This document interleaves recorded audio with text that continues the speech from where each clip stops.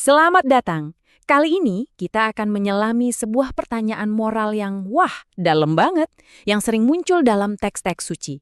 Dan ini bukan cuma soal teologi loh, ini tentang keadilan, tentang apa sih inti dari perbuatan baik itu?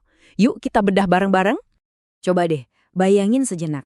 Pernah kepikiran nggak, jangan-jangan semua kebaikan yang pernah kita lakuin, semua pertolongan, semua rasa peduli, itu ujung-ujungnya bisa jadi sia-sia. Hilang gitu aja. Ini pertanyaan yang jujur aja agak bikin gelisah ya. Dan inilah inti dari paradoks yang mau kita bongkar hari ini. Nah, untuk menggambarkan kesia-siaan itu, ada satu metafora yang kuat banget. Haba'an mansura. Artinya, debu yang berterbangan. Kelihatan ada, tapi ya gitu, nggak ada bobotnya, nggak ada artinya. Nah, dari sinilah investigasi kita dimulai. Apa sih yang sebenarnya bikin sebuah perbuatan itu jadi bernilai? Oke, kita mulai aja ya eksperimen pikiran kita.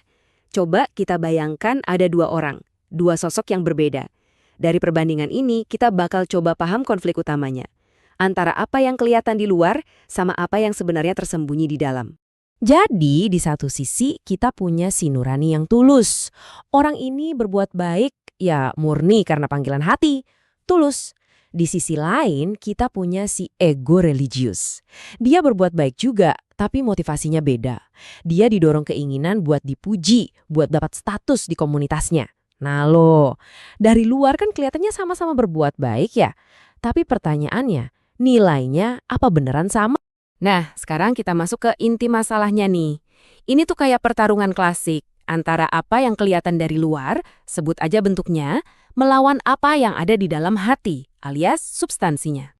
Kalau kita jejerin, perbedaannya jadi kelihatan jelas banget.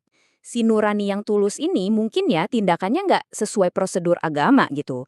Tapi substansinya penuh ketulusan, tujuannya murni buat bantu orang. Nah sebaliknya, si ego religius, tindakannya bisa jadi kelihatan sempurna banget secara formal. Prosedurnya bener semua, tapi isinya kosong, palsu, karena tujuannya cuma buat ego pribadi.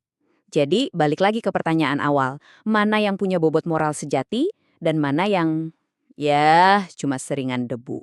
Nah, kerangka berpikir ini membawa kita ke satu istilah kunci. Mungkin Anda pernah dengar, ria.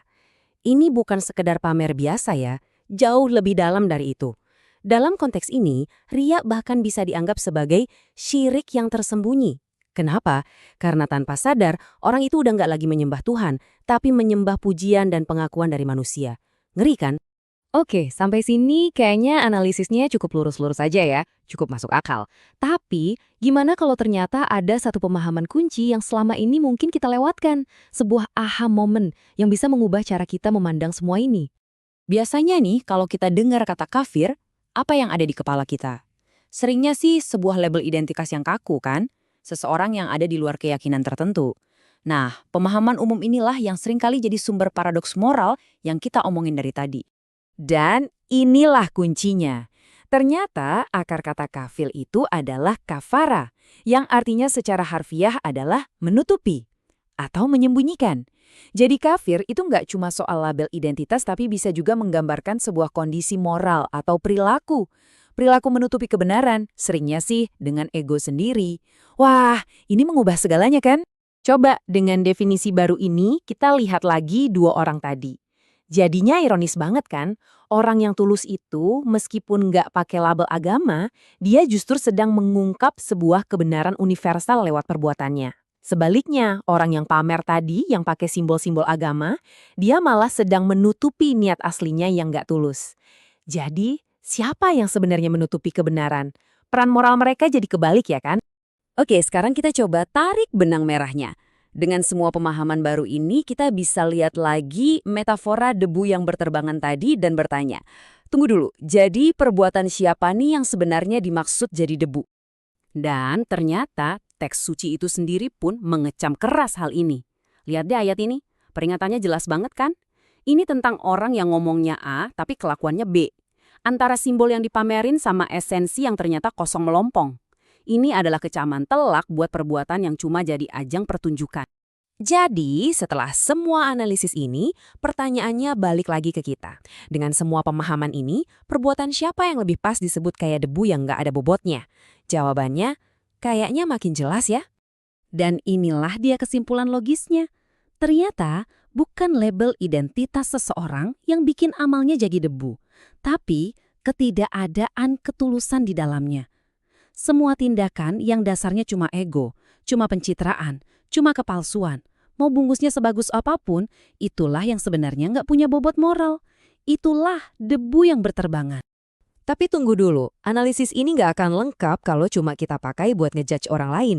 Justru, wawasan yang paling kuat itu adalah yang kita pakai buat ngaca, buat lihat diri kita sendiri. Yuk, sekarang kita coba hadapkan pertanyaan ini ke cermin. Pertanyaan pertama buat kita renungkan bareng. Kalau Tuhan itu tahu apa yang ada di dalam hati, kenapa ya kita sering banget sibuk menghakimi label luarnya aja? Terus pertanyaan kedua, kalau perbuatan yang nggak tulus, yang ria itu pada akhirnya sia-sia, kenapa ya kita seringkali pede banget kalau perbuatan-perbuatan simbolik kita itu udah pasti bernilai? Tanpa ngecek lagi, ini beneran tulus nggak ya? Dan ini dia pertanyaan terakhir yang mungkin paling nusuk. Jangan-jangan peringatan tentang debu yang berterbangan ini sebenarnya lebih ditujukan buat orang-orang beragama itu sendiri, bukan buat orang lain? Jangan-jangan ini alarm buat kita yang mungkin ngerasa udah di jalan yang benar, supaya jangan sampai ego kita justru yang menutupi kebenaran. Sebuah pemikiran buat kita bawa pulang dan renungin dalam-dalam.